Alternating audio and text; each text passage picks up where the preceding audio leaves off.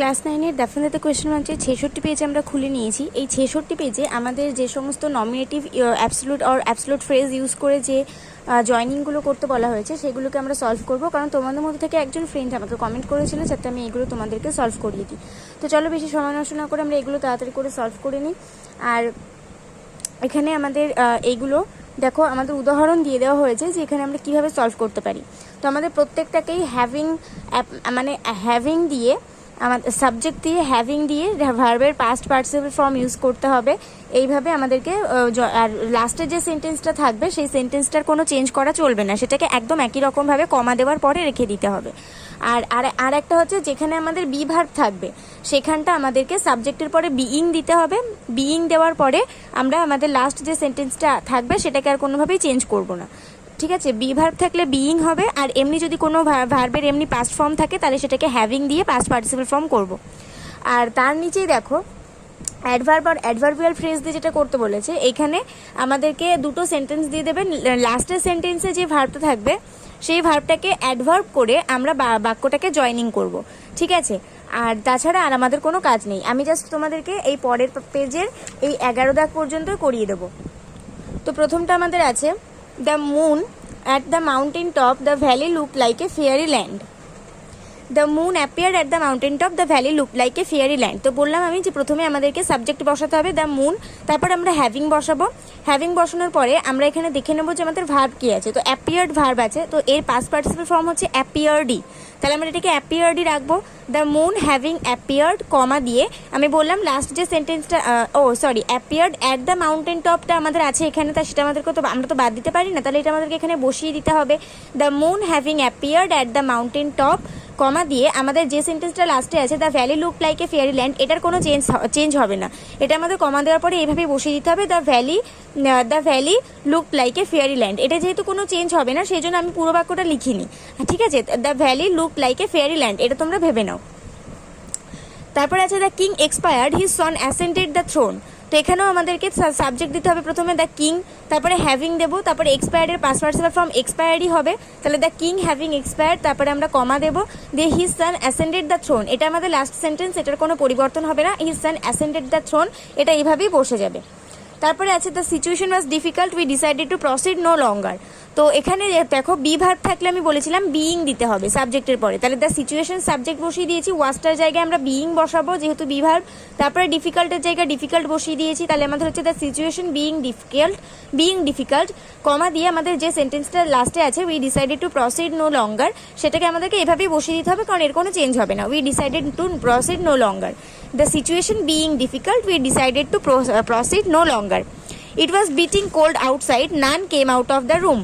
তো এখানেও আমাদের বি ভার্ব আছে, তাহলে আমাদেরকে বিইং দিতে হবে, তাহলে ইটের জায়গায় বসে গেল, ওয়াজের জায়গায় বিইং দেবো, তাছাড়া বাদবাকি যা আছে বিটিং কোল্ড আউটসাইড এরকমভাবেই বসে যাবে, তারপর কমা দিয়ে none came out of the room এরও কোনো চেঞ্জ হবে না, তো এটাকে আমরা এইভাবে বসিয়ে দেবো, তাহলে হবে ইট বিটিং cold outside none came out of the room. তারপরে আছে the train was late we had to wait half an hour. তো এখানেও দ্য ট্রেনের জায়গায় বসে গেল, দ্য ট্রেন বসে গেল, ওয়াজের জায়গায় বিইং দেবো, লেটের জায়গায় লেট হলো, তারপরে কমা দিয়ে আমাদের যে সেন্টেন্সটা আছে we had to wait half an hour এটার কোনো পরিবর্তন না করেই আমরা বসিয়ে দেবো। The monsoon came the plant began to grow tall. এখানে যেহেতু আমাদের কোনো বি ভার্ব নেই, জাস্ট ভার্বের পাস্ট ফর্ম আছে, তাহলে আমরা দ্য মনসুন বসিয়ে দিলাম, তারপরে হ্যাভিং নিয়ে চলে আসলাম, তারপরে কেমের পাস্ট পার্টিসিপল ফর্ম কাম, তো কাম বসিয়ে দিলাম, comma the plant began to grow tall, এই সেন্টেন্সটার কোনো চেঞ্জ না করেই আমরা এইভাবে সুন্দরভাবে বসিয়ে দেবো। The monsoon having come comma the plant began to grow tall. তারপরে আছে 7 দাগে আছে the war ended normal life was restored. তো এখানে আমাদের কোনো বি ভার্ব নেই, তাহলে এখানেও দ্য ওয়ারের জায়গায় দ্য ওয়ার বসে যাবে, তারপরে আমাদের হ্যাভিং নিয়ে আসবো, তারপরে এন্ডেডের পাস্ট পার্টিসিপল ফর্ম এন্ডেডই হবে, তারপরে এখানে আমাদের কমা দিয়ে কমা দিয়ে নর্মাল লাইফ ওয়াজ রেস্টোর্ড এই কথাটা আমরা কোনো পরিবর্তন ছাড়া বসিয়ে দেবো, তাহলে অ্যান্সার হবে the monsoon having ended normal life was restored. এখানে কিন্তু আমি অনেক সময় ভুল লিখি কিন্তু মুখে আমি ঠিকঠাকই বলি, ঠিক আছে। এখানে আমি আমার বোঝার স্বার্থে একটু অন্যরকমভাবে লিখে নিই কিন্তু আমি তোমাদেরকে যখন বলি তখন ভালোভাবে বুঝিয়ে লিখি। তো তোমরা যদি মনে করো এখান থেকে দেখে দেখে টুকে নেবে, আমার কথাটা শুনবে না, ভিডিওটা স্কিপ করে চলে যাবে, তাহলে কিন্তু তোমরা আলটিমেটলি গ্রামারটা বুঝতে পারবে না।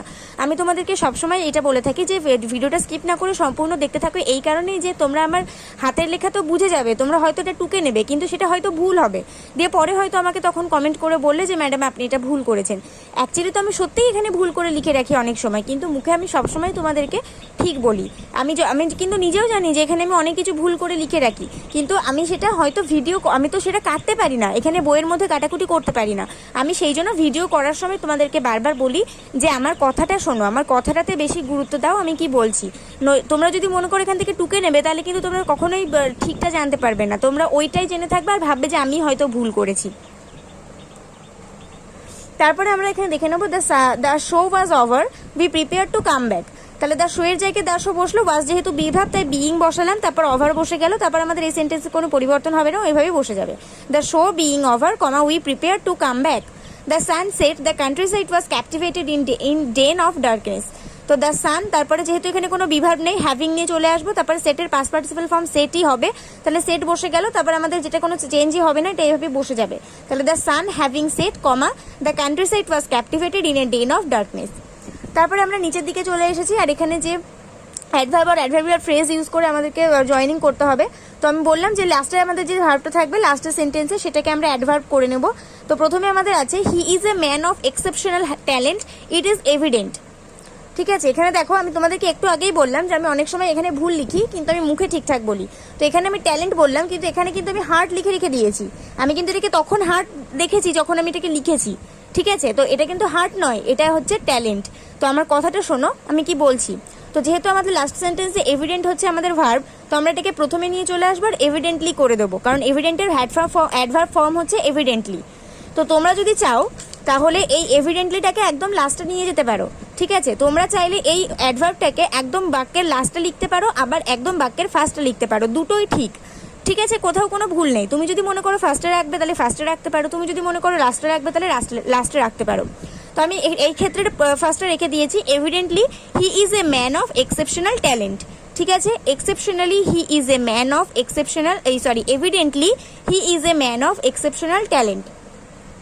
এখানে আমি হার্ট লিখেছি বলে তোমরা আবার হার্ট লিখে দিও না।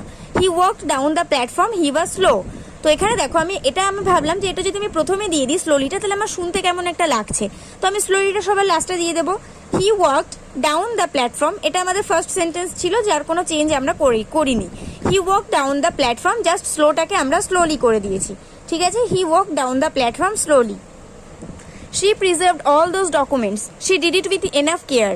তো এখানেও আমি প্রথমে আমাদের বাক্যটা বসিয়ে নিয়েছি, লাস্টে আমি অ্যাডভার্ব দিয়েছি।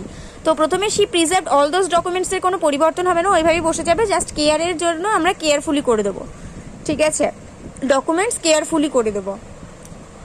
He is a very successful man, it is apparent. তো এটাকে আমরা অ্যাপারেন্টটাকে প্রথমে নিয়ে চলে আসবো, কারণ এটাই শুনতে ভালো লাগছে, অ্যাপারেন্টলি করে দেবো। তারপরে he is a very successful man. Kohli will overcome the bad patch, it is certain.